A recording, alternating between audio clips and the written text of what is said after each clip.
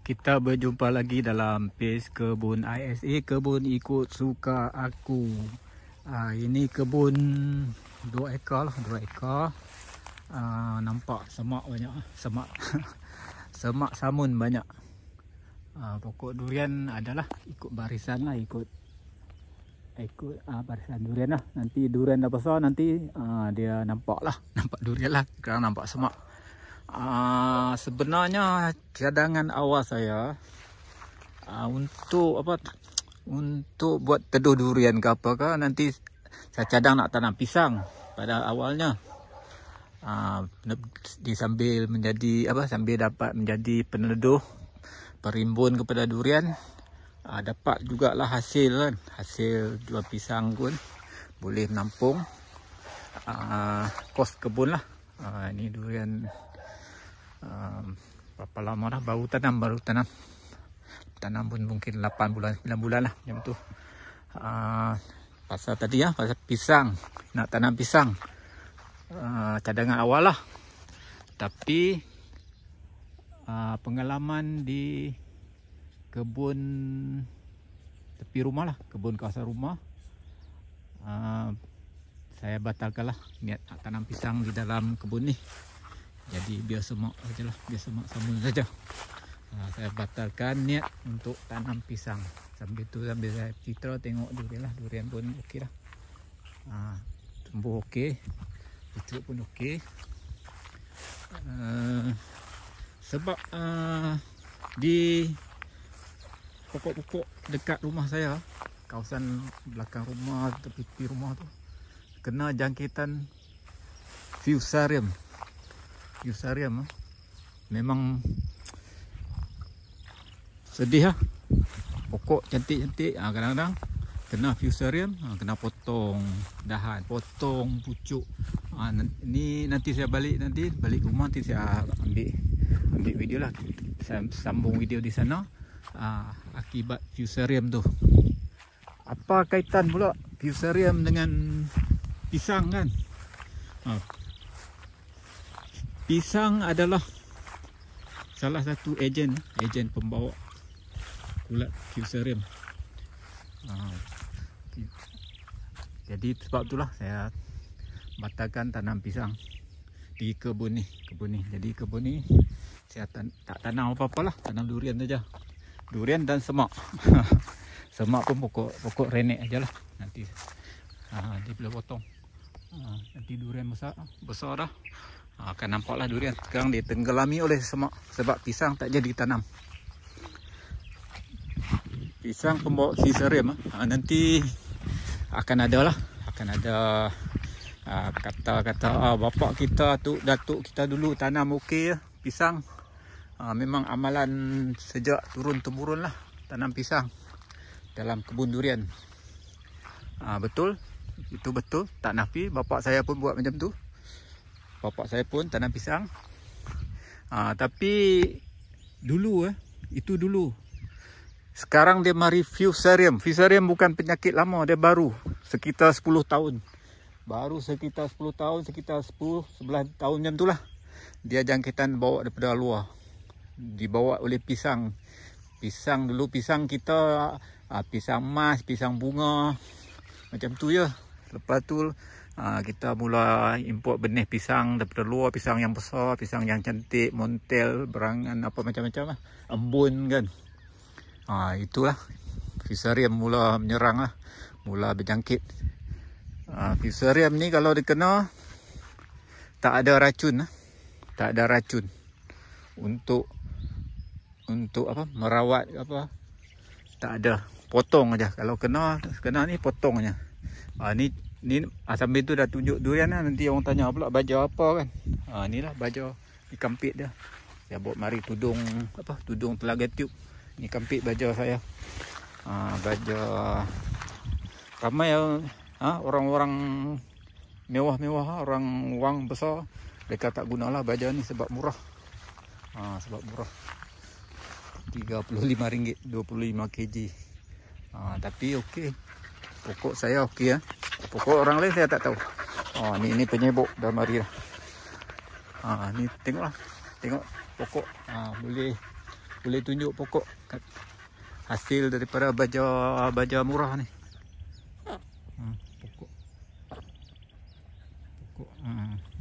Pokok bila ada akar dia dah keluar jalan, panas hujan macam mana pun daun dia okey, daun dia hijau. Sebab akar dia dah berjalan dan siram, kita kena siram lah, kena bagi kelembapan lah. Nanti pasal fusarium nanti saya sambung di rumah nanti. Ni dalam kebun ni tak ada fusarium, tak ada. Di rumah saya saja, padahal depan mata tu tiap-tiap hari tengok, kena juga di kebun. Okey, nanti saya sambung di rumah. Inilah pisang yang saya tanam. Tujuan memang untuk buat teduh durian lah. Ni macam ni pokok durian, jadi saya tanam pisang ni untuk buat teduh waktu petang. Tapi tengok daun sudah kena kulat fusarium. Ni dia sangat dekat lah, jadi spora dia. Jadi saya tak mau nak potong-potong, tebang. Nanti bila tebang potong, dia spora dia berterabur. Dia bertebangan, dia kena pokok durian. Tu tengok tunggul lah, tinggal tunggul yang tu. Tu. Itu lah jangkitan kulat fusarium. Banyak lagi, jadi banyak dah pisang pun saya dah buang lah.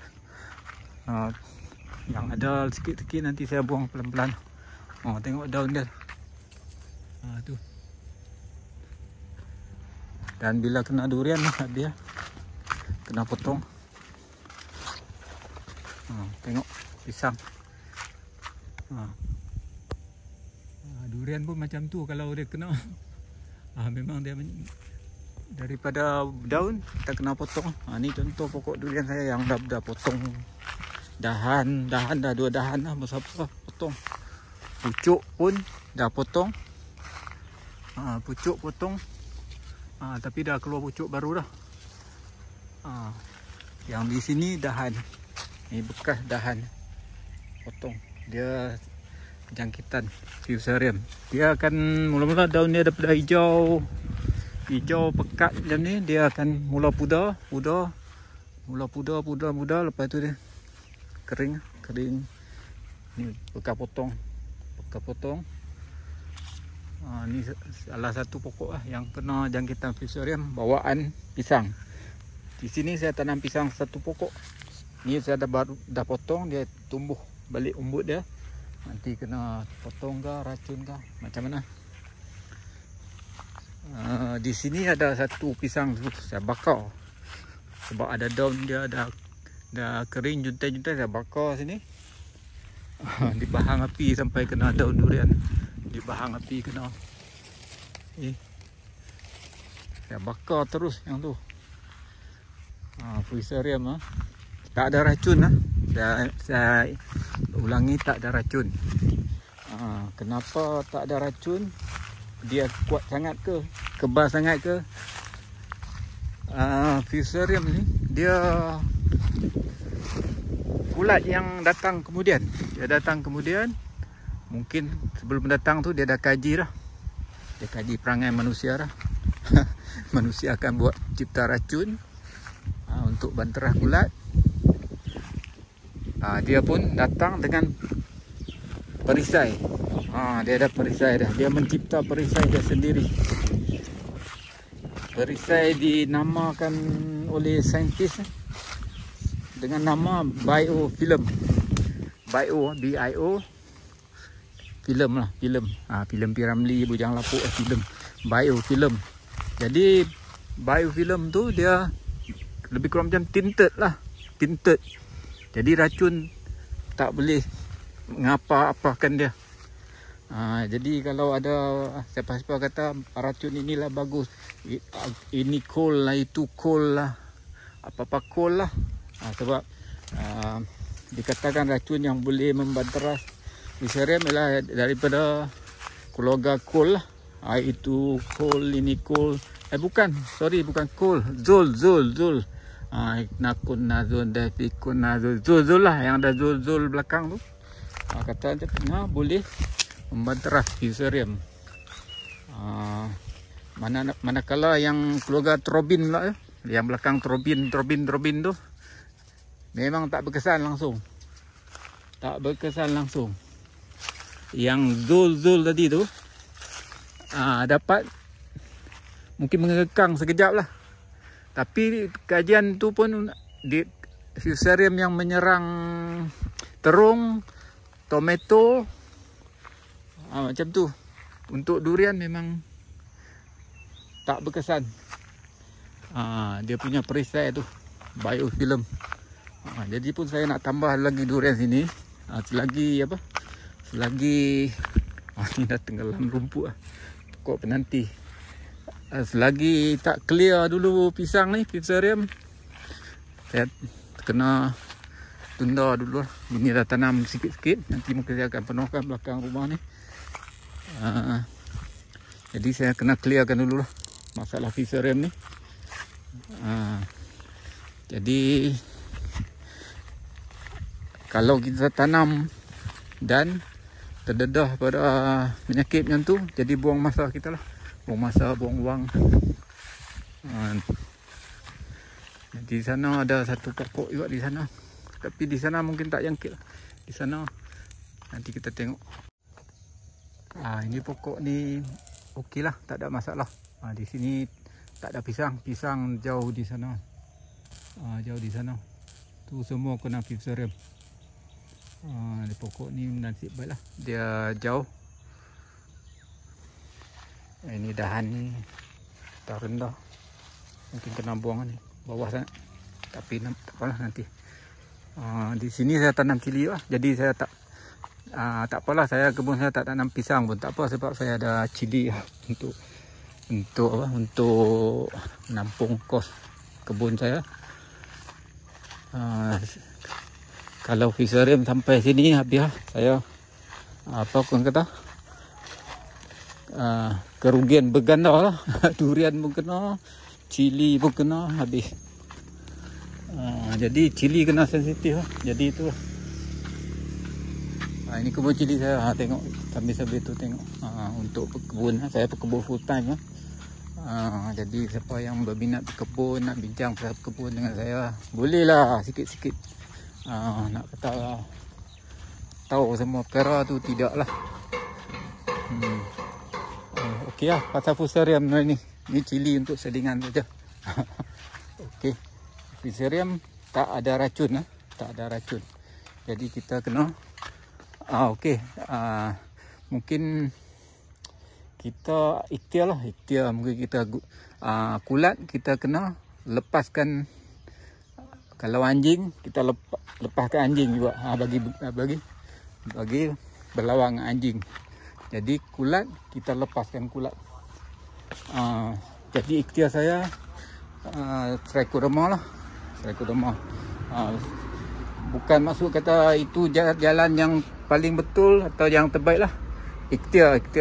Trichoderma adalah kawalan secara biologi ya. Kalau siapa-siapa yang ada masalah fusarium tu, boleh cubalah, boleh ikhtiar. Racun memang tak boleh.